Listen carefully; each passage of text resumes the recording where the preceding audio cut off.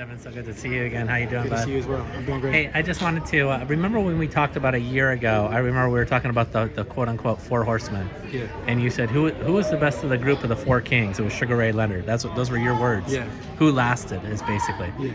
Now that you've seen some things happen, right? Tiafimo has lost. Brian Garcia is, struggling to get back from his mental battles, and Gervonta doesn't have the same quality of competition that you're taking on by going to Australia against Kambosos. Is this script that you've always seen playing out exactly as you thought it would play out? Yeah, of course. I mean, I knew that I was going to come out on top. I knew I was going to stand on the throne alone where I belong. It is what it is. It happened a lot sooner than what everybody thought. But I mean, you got to rank me on top when I come out victorious with all the belts. I mean, if nobody has a belt but me, I got to be the top guy. I got to be the guy who's on the throne.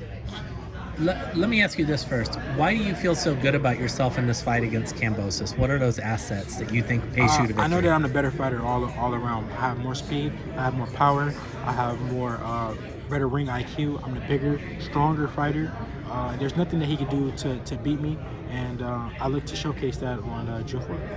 I've always thought that in looking at this fight that the most difficult thing for you in this fight is the trip and going over there in hostile environment. How do you know, like, psychologically that that's not going to penetrate you at all? I mean, at the end of the day, it's tunnel vision. I got a task ahead, and I look to execute that. I mean, at the end of the day, how could I even think about something that I don't even know? I don't even know what it's like. So how could I overthink about the trip or the fans when I haven't even seen it yet? So yes. I gotta see. I can't psych myself out before it even happens.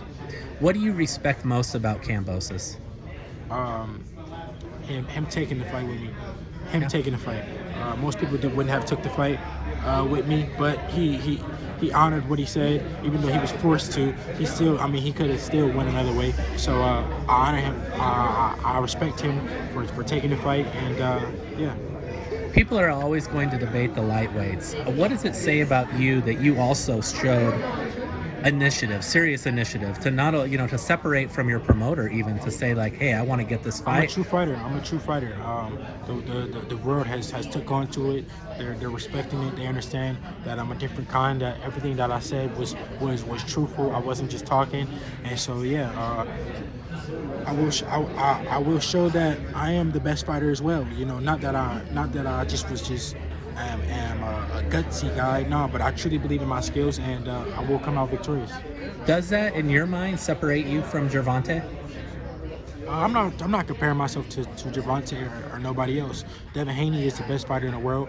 You can compare who you choose to, but I'm not picking and choosing who I compare myself to.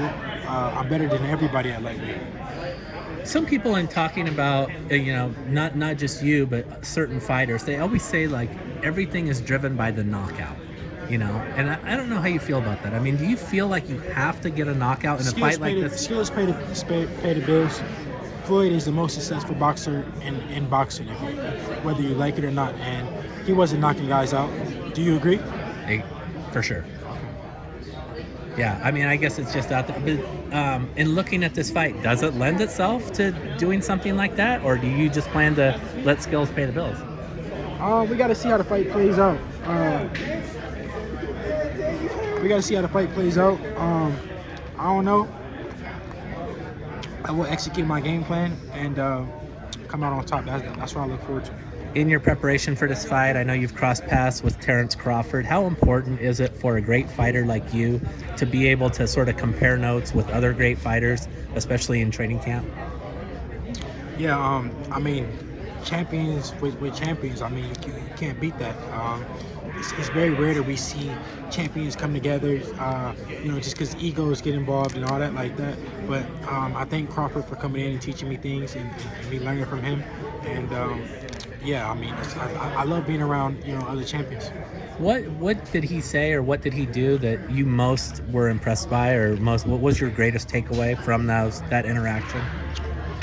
I don't want to say, because he taught me some things that that I learned, I added to my game, and I look to use some of the things on June 4th. I know you're focused on going to Australia and beating Kambosos, but obviously, I mean, we just saw last week Shakur Stevenson floated the idea of maybe you guys could meet down the road. As you look at the landscape, I mean, do you anticipate fighting all these guys, of maybe crossing paths with Shakur, Gervonta? I'm not ducking or dodging nobody.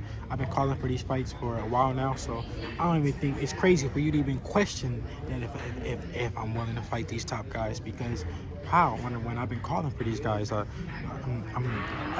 going to Australia with I bit the bullet and where everything, all the attributes was against me as far as negotiations wise, but I trusted my skills, I trusted my talent. So of course I'm not ducking or dodging nobody. I'll fight anybody, anywhere, anytime. That says it all. As you head to Australia, good luck, Devin. Thank you so brother. much for your time today.